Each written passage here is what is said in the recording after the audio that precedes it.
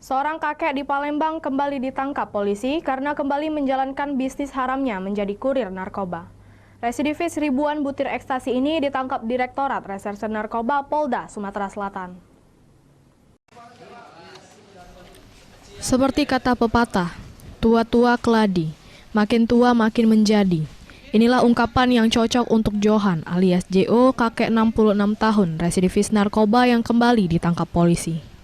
Johan warga perumahan Pemkot, Kelurahan Gandus, Kota Palembang, ditangkap atas kepemilikan 9.930 butir ekstasi.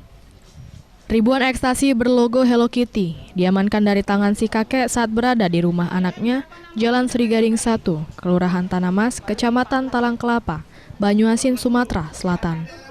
Dari hasil pemeriksaan, kakek ini mengaku, seperti modus sebelumnya, hanya menjadi kurir dan tempat penyimpanan barang bukti. Dirinya mengambil titipan ekstasi dari seorang pria asal Medan.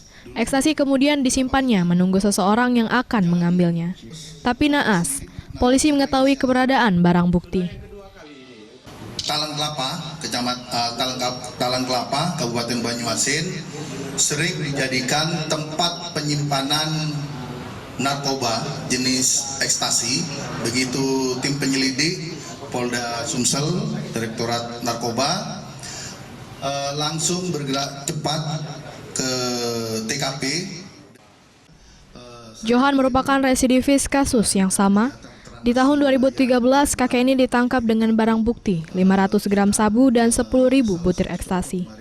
Johan divonis 15 tahun penjara dan hanya menjalani hukuman 9 tahun penjara. Modusnya sama, yakni menjadi kurir dan tempat penyimpanan barang yang dikirim. Dari Palembang, Firdaus, iNews melaporkan.